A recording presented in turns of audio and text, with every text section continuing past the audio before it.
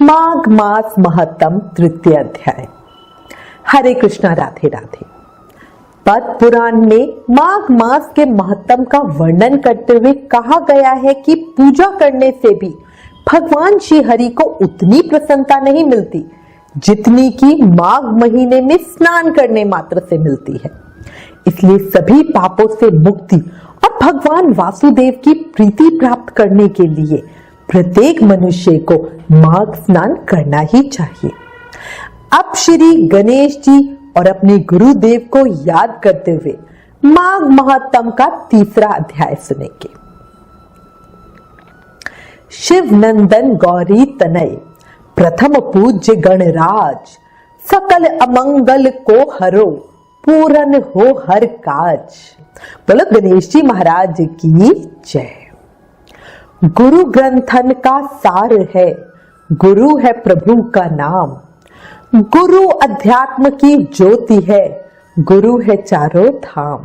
बोलो गुरुदेव की जय। कल हमने माघ महामहत्तम के द्वितीय अध्याय में सुना कि तपस्वी की प्रेरणा से राजा दिलीप ने अपने गुरु वशिष्ठ जी से माघ महास्नान का महत्तम सुनाने की प्रार्थना की, जिस पर वशिष्ठ जी राजा दिलीप को माघ मास में स्नान दान का फल बताते हैं। उसके बाद राजा दिलीप गुरु वशिष्ठ जी से ब्रह्म ऋषि भृगु और विद्याधर का प्रसंग सुनाने की प्रार्थना करते हैं। अब आगे गुरु वशिष्ठ जी से मणिकूट पर्वत की शोभा सुनकर राजा दिलीप कहने लगे, हे गुरुदेव, ये पर्वत कितना ऊंचा और कितना लंबा चौड़ा है। तब गुरु वशिष्ठ जी कहने लगे, हे राजन, ये मणिकूट पर्वत 36 योजन ऊंचा, ऊपर चोटी में 10 योजन चौड़ा और नीचे 16 योजन चौड़ा है। आपको पता ही होगा 1 योजन मतलब 4 कोस, और इसका मतलब हुआ ये पर्वत वाकई बहुत बड़ा है। ये मणिकूट पर्वत हरि, चंदन, आम, मदार, देवदार और अर्जुन के वृक्षों से सुशोभित है। अकाल पीड़ित महर्षि भृगु उस परम रमणीय श्रेष्ठ पर्वत को देखकर बहुत प्रसन्न हुए और उन्होंने वही अपना आश्रम बना लिया।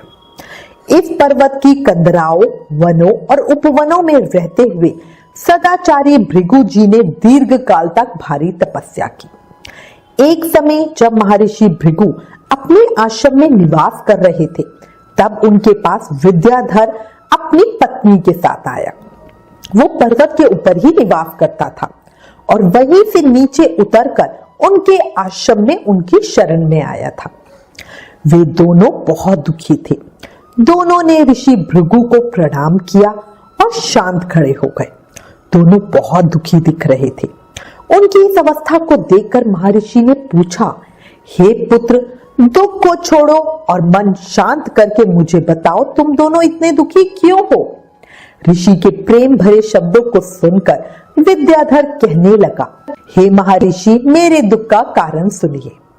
मैं अपने पूर्व जन्म में किए गए महान पुण्यों का फल पाकर देवलोक में गया। वहां मुझे देवताओं का सा शरीर, दिव्य नारी का सुख और दिव्य भोगों का अनुभव मिला, पर इस पर भी मेरा मुख व्याघ्र जैसा क्रूप है। ना जाने ये किस दुष्कर्म का फल है। मेरे दुख और अशांति का यही कारण है। ना जाने ये किस पाप का फल है।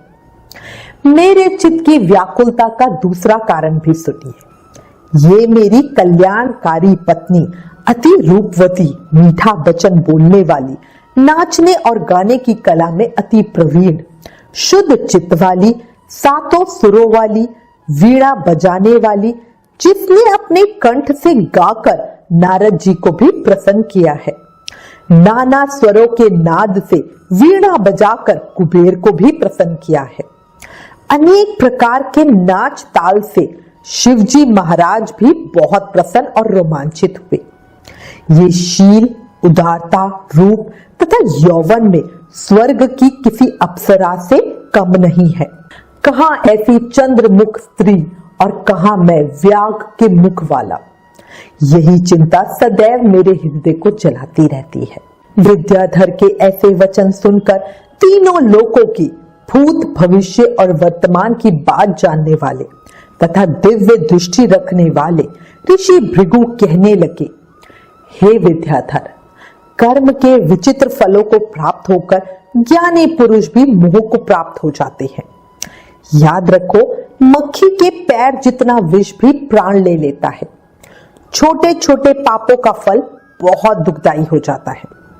तुमने पूर्व जन्म में माघ के महीने में एकादशी को उपवास करके द्वादशी के दिन शरीर में तेल लगा लिया था।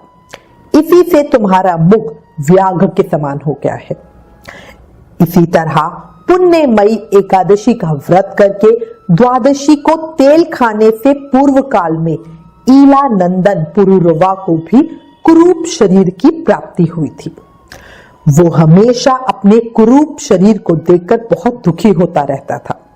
फिर एक समय वो गिरिराज हिमालय पर्वत पर जाकर गंगा जी के किनारे स्नान आदि से पवित्र होने के बाद प्रीतिपूर्वक कुशा के आसन पर बैठकर उसने भगवान के कमल, नेत्र, शंख, चक्र, गदा, पद आदि धारण करे हुए, पीतांबर पहने, वनमाला धारण किए हुए भगवान विष्णु के स्वरूप का ध्यान किया। राजा पुरुरवा ने 3 महीनों तक निराहार रहकर भगवान का चिंतन किया। इस प्रकार 7 जन्मों में प्रसन्न होने वाले भगवान राजा के 3 महीने के तप से ही बहुत प्रसन्न हो गए और माघ मास के शुक्ल पक्ष की द्वादशी तिथि को भगवान ने स्वयं प्रकट होकर उसे प्रत्यक्ष दर्शन दिए। उस समय सूर्य मकर राशि में था। उस समय भगवान वासुदेव ने बड़ी प्रसन्नता के साथ अपने शंख के जल से राजा को पवित्र किया। भगवान ने उसे बहुत सुंदर देवताओं का स्वरूप दिया।